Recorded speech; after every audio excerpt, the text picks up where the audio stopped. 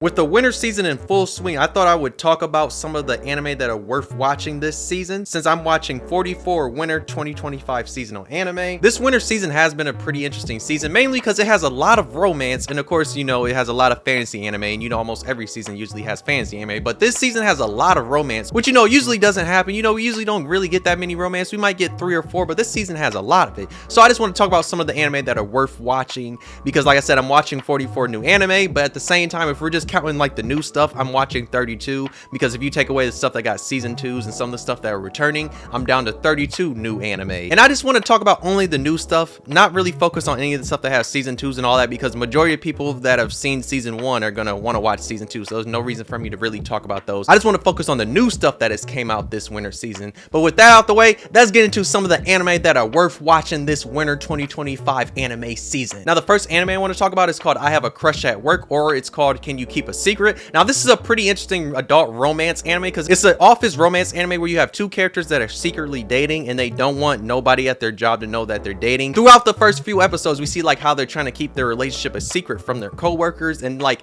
how they essentially really just like hang out at each other's houses. But we also see like they've been dating for a month, and just know with them dating, they've been doing everything, because by the end of the first episode, you find out, yeah, they've been smashing, because one, it's an adult romance anime and they're already dating. And that's kind of why I like this one, because they're already dating, so we don't got to go through all like the nitty gritty, because you know, we usually always get anime like that where you just have 2 characters that are not dating, and we barely get that many anime where characters are actually dating. That's kind of why I really like this one a lot. And it's also just an adult romance anime, and you know, we barely get that many adult romance anime, and if we do, it's usually, you know, it's like some old ass person dating a kid, and you know, there's usually some bullshit age gap. That's sometimes we get those, and just like, why? Now, the next one is Honey Lemon Soda, and this is one a lot of people have been looking forward to, especially like if you've read the manga. Like, this is kind of just your typical like shoujo type of anime where you have a girl that's like kind of shy-ish, and she doesn't really have that many friends, and then you have like the cool guy that kind of comes to her help. And that's kind of what this one is for the most part, because you have the cool guy and he has like yellow hair, and then you have this one girl that's kind of just like shy and awkward, that when she was in middle school she was getting bullied, but then she comes to this school mainly because she had a fateful encounter with that guy. And we just see like how the relationship is slowly growing a little bit, and how he's trying to help her get out of her turtle shell. It's basically one of those, it's a standard shoujo type of story. It's not really nothing crazy, but at the same time, it actually is really good, and there's a lot of interesting side characters, and I'm curious to see like where that one goes. But yeah, this is another one I would recommend, especially if you want to watch a new shoujo romance. Now, the next one is called Anyway, I'm Falling in Love with You,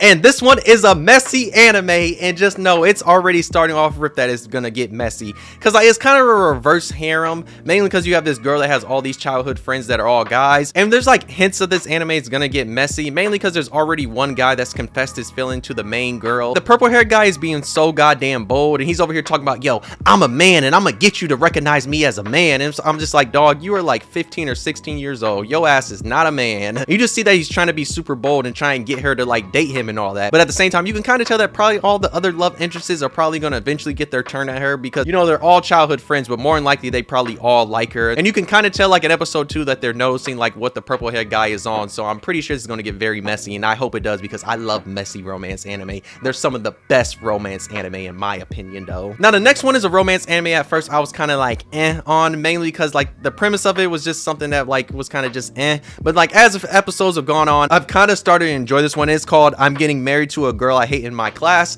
So this one has like a crazy start where like you have 2 characters that hate each other, and they basically get forced to get married, mainly because their grandparents basically forced them. And the crazy thing is like their grandparents, the only reason why their grandparents forced their grandchildren to like get married is mainly because the girl's grandma and the guy's grandpa, like back in the day in school, they used to like each other, but they would always front and like hate each other, so like their love never blossomed and all that. But they rekindled their relationship like in their old age, so they essentially want their grandchildren to experience the youth that they never got to experience. And I'm just like, dog, why? Now, this is not nothing new that we haven't seen in other romance anime, because there's other romance anime that have stuff like this, but I'm starting to really like this one, especially because the characters are starting to get closer now, because we saw that they're kind of getting closer, but at the same time there's some wild stuff, because the grandparents make them live in the same house, sleep in the same bed. And the thing is, their grandparents are kind of just forcing these 2 to just like start liking each other, because we see as the episodes going on, they're starting to like each other. I do think this could start to get interesting, mainly because we see the main girl actually is starting to like the guy more and more. We saw that like in the most recent episode, she's starting to like him, because she was like, yo, don't be talking to other girls like this, because it makes me jealous. So you can tell that, yeah, she's starting to like him. But for the most part, this one actually hasn't been that bad, and surprisingly, I've actually been enjoying this one a little bit though. Now I want to talk about some of the fantasy anime, because there actually are some pretty decent fantasy anime that came out this season. Yeah, you know, fantasy anime is always going to have like their trashy ass isekai or their trashy ass fantasy anime, but there's a few this season that I actually want to talk about that are actually really, really good. Now, the first one is called Zenshu, and now this is a Mappa original anime that follows a director that is overworked. And like, if you know anything about Mappa, you know this is pretty funny that they're making an anime like this when you know like their whole staff is always overworked. So it's like, it's just funny seeing them make an anime about an overworked director and you know their staff is always overworked. I just find that very interesting, but this one actually has been pretty good. So this anime follows this woman who worked her way up to become a director, and then like when she directed her first anime, it was a hit. And since her first anime was a hit, now she gets assigned to make this new movie that's going to be like a rom-com movie. But the thing is, she's actually struggling with it. And just know the way this becomes a fantasy anime is because she passes out from like eating this oyster, like she might have died or something like that, and she gets kind of like sent into reincarnated, and she gets sent into the world of her favorite anime movie. And now that she's in this world, she kind of just has to save the fate of like some of the characters and change some of the outcome of the movie. And the thing that's interesting is I can't really tell if like she actually did get reincarnated in this world or it's one of those things where she's dreaming, because I feel like it's one of those things where she might be in a coma. And the reason why I mainly think that is because we saw when she was like in the regular world, we saw like how she was overworked and how she really couldn't figure out what she wanted to do for that movie. So I think she's really in a coma, and like her being in this world is probably her just trying to get her inspiration and stuff back. The thing I really like about this one is like when she's trying to change the fate of this world, she end up like drawing a character and all that to stop these monsters, and it's pretty cool when they do those scenes. But that's one of the things I really like about this anime is when she's just drawing all the stuff. She can change the fate of these characters that she's seen a million times like as she watched the movie, and of course like she gets to interact with these characters now that she's always seen like on TV when she would watch this movie, because it's one of her favorite movies from her childhood. Now the next one is a hit or miss one, and it's called Welcome to Japan, Mrs. Elf.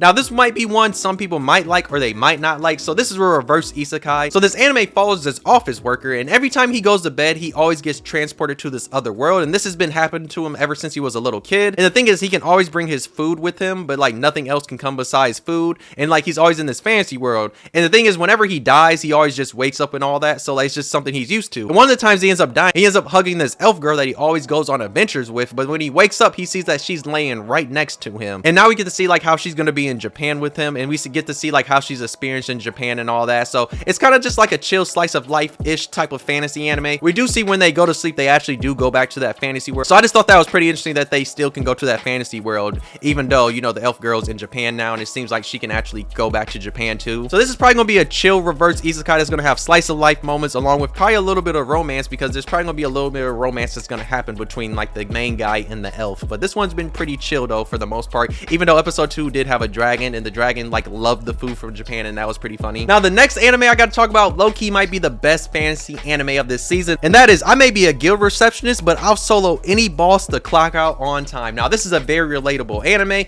mainly because the main girl that we see in this anime, she hates working overtime. And I'm talking about the overtime where you're not getting paid. I'm not talking about like if you work at a factory job and you know you get the overtime like that. I'm talking about the type of job where you have a salary job and you're working overtime and you're working past the time that you want to clock out. I'm talking about that type of job, and that's what she has since she's a guild receptionist, and we see that she hates working overtime. One of the things we learn about her is that she's actually very OP. We see one of the times that she's working overtime, she's fed up. We see that she goes to this dungeon and she packs up this dragon, that way she don't gotta work overtime because she does not like overtime at all. And we see there's this guy in this anime, he happens to find out who she actually is, so now he's infatuated with her and he's trying to ask her all these different questions. But the girl, she ain't having none of that, because like anytime this man's being annoying, she'll pull out her big ass hammer and she's like, dog, I will kill you. And it's always funny. I really love her personality because she's so goddamn funny and hilarious, and I just like how she always gets pissed off. And I really like how she's not putting up with the yellow haired guy at all. Like she don't rock with him at all. She's always irritated at him. She's like, dog, why are you stalking me? Can you like move away? I love her attitude when it comes to him, because like she's not playing no games. She does not want his ass at all. No lovey-dovey shit. She's like, dog, I'm just trying to make this money and have a very relaxing life. But this one's gonna most definitely be a pretty chill fantasy anime that's gonna have action too, mainly because, you know, the main girl, like I said, she's OP.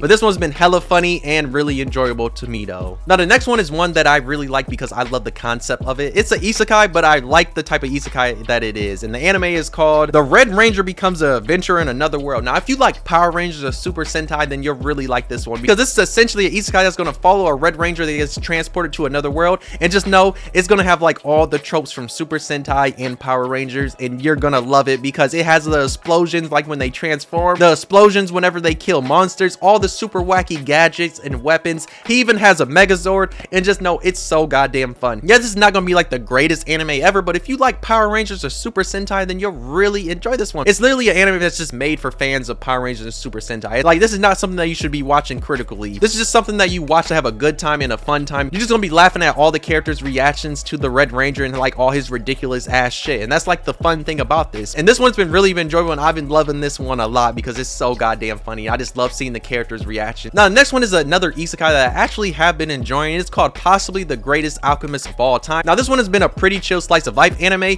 mainly because like the main guy that got sent to this world, he essentially got summoned here on accident and it wasn't supposed to happen, and he even lost his body, so he had to get a new body. And the thing is, like when he's talking to the goddess, he's like, dog, I don't want no abilities for fighting, I just want to have a chill life. So you see he becomes an alchemist, and we know since he's an isekai protagonist, you know, like everything's gonna be broken, so he can make a lot of different things. There's no, he also gets a pet spider, and it's a big ass spider. Spider ends up being super adorable, so it's just like nice seeing like how adorable the spider is at time. That's the only time I actually will ever like spiders, is like when it's in an anime, because you know in anime they can make them look way more adorable than you know in real life. But yeah, it's just a chill slice of life anime that also has like another like subtle plot, because there was 3 other characters that got summoned to this world. So the goddess had this guy get summoned to this world a year before those other 3 characters got summoned to that world, mainly because I think he's probably gonna like stop stuff from happening. I think that's why the goddess might have did that, but for the most part it has been a whole bunch of slice of life stuff, and it hasn't really been that bad to me though. Now the last fantasy anime I want to talk about is a Villainess anime, and it's a really good Villainess anime. If you watch Villainess anime, you should know almost every single Villainess anime is so goddamn good, and this one is most definitely really good. And the anime I'm talking about is From Bureaucrat to Villainess, Dad's Being Reincarnated. Now this follows the anime where a 52-year-old man, he gets reincarnated as the villainess in his daughter's favorite game. But like at first, if you're hearing 52-year-old, you're thinking like, oh no, he's gonna be on some weird shit. But surprisingly,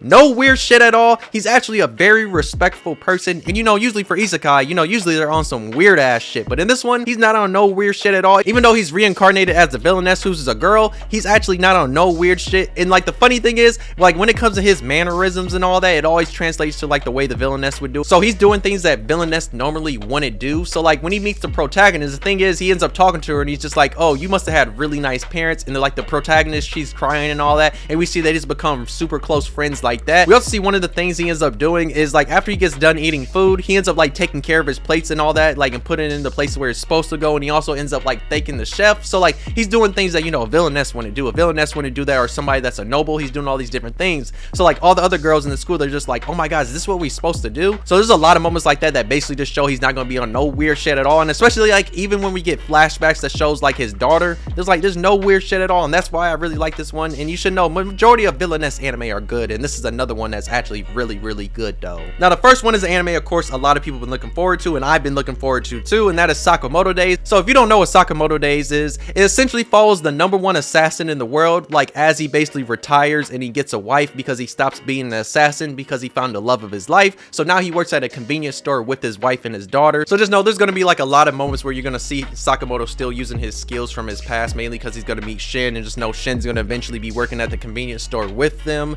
And just know when it comes to Shin, he can read people's minds. This one's going to have a lot of action when it comes to hand-to-hand combat and then guns and all that. But just know people for some reason were hating on this anime, mainly because you know they want everything to look like JJK and they want everything to look like Demon Slayer, when it's like, dog, this anime looks completely fine, and like a lot of the action moments actually look really good. So yeah, a lot of y'all need to stop going into anime thinking it always needs to look like Demon Slayer and JJK, because a lot of anime don't need those super bright colors and super fast movement, because they're not meant for every single anime. Those are good for those 2 anime, but not every single anime needs to look like that though. Now the next one is called Flower and Asura. Now this one is about the broadcasting club, and the thing about this anime is like when the main girl, she's reading a story or anything, it takes you to like a whole nother place, because like you can visually see like what she's saying, and like it does that for the characters. And dog, it looks so goddamn good, especially on the first episode when this girl's on the beach and she's like telling this story or whatever. Just know it looks so amazing at that moment, mainly because like you see these black thorns and all this, and you can just see like how the actors actually get in their bag when it comes to just reading that. But this one looks like it's gonna be a really good slice of life anime. It's gonna be about the broadcasting club, and I'll say, dog, you most definitely need to watch this one, because this one is so goddamn good though.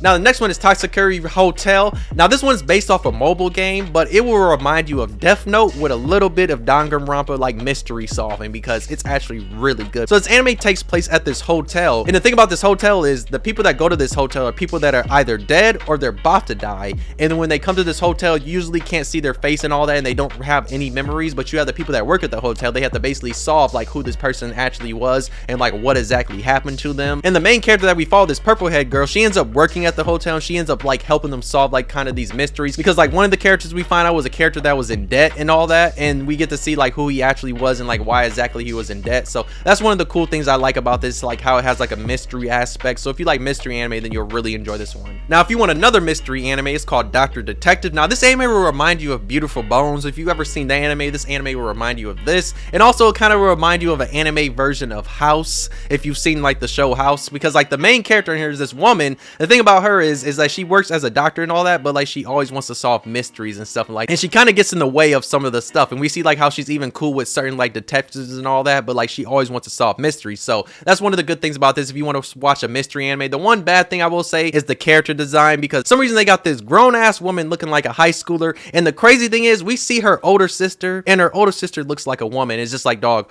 why did they make this character look like a goddamn high schooler? And the crazy thing is people make fun of her in the anime about like how she looks like a high schooler. So it's just like, why did they make that design? I mean, we know why they did that, because you know, some reason they love doing bullshit like this in anime, but at the same time they did not need to do this at all. Now the last two anime I want to talk about are sports anime, and the first one is so goddamn good, and it's one of the few animes that is actually on Hulu, and we got to talk about this one. It's called Medalist. It's a figure skating anime, and boy, this one is good, because we have this guy that wanted to be a figure skater when he was younger, but he started way too late because he wanted to do it when he was in middle school, but everybody told him, dog, you can't do this. And we just see like how he's basically just a failed figure skater, and he never really got to achieve his dreams. But that's when we pick up with this one little girl that's like a 5th grader. Thing about her is that she really wants to do figure skating, but her mom won't let her, and that's mainly because like we find out about her past, like how her older sister did figure skating, but her older sister got hurt, so her mom won't let her do that. Once the girl and the guy have a fateful encounter, he makes it his goal to actually teach her how to do figure skating, because he wants her to actually achieve her dreams, and he doesn't want her to end up like the way he was, how he never got to achieve his dreams. It's one of those anime where you're gonna have a coach basically teaching this girl how to do figure skating and actually making her become really, really good. And just know each episode has been phenomenal. I love the direction it's going. Just know the little girl, she could be hilarious at times, mainly because she doesn't really have confidence, so it's kind of funny just seeing some of the faces that she makes.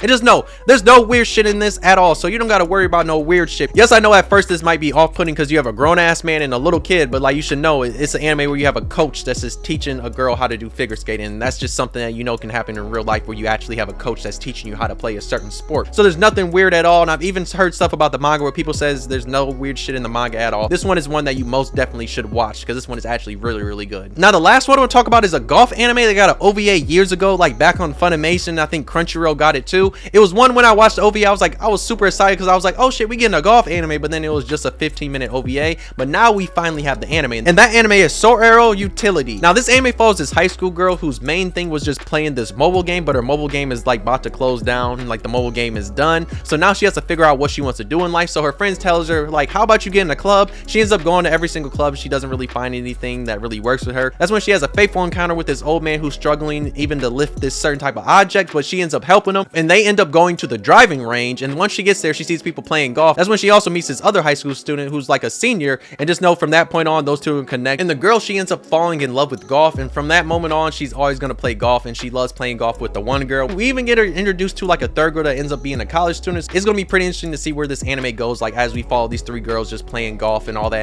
and how the main girl starts to like love golf more and more as she learns different things about it. But yeah, this one looks like it's gonna be a pretty chill slice of life anime. Let me know what winter anime you're watching this season. Let me know if you're watching any of the anime that I named in this video. Let me know if there's certain anime that you would recommend that I didn't recommend, because trust me, there's still a lot of anime that I did not talk about. I only talked about half of the stuff because I don't enjoy everything that's coming out this season. Like when it comes to newer anime, there's a lot of stuff I enjoyed that got like season 2s and stuff that's continuing, but these are the ones that in my opinion that I thought were some of the best of the season, or just some of the stuff that's at least worth watching though. But yeah, if you enjoyed the video, why not like? If you didn't, you could dislike, subscribe. Really enjoyed. But yeah, just let me know in the comments, what is your favorite winter 2025 anime? What is one that you've really been enjoying? And just let me know, what exactly are you watching this winter season though. Thank you for watching. I'll see you in the next video though. Bye.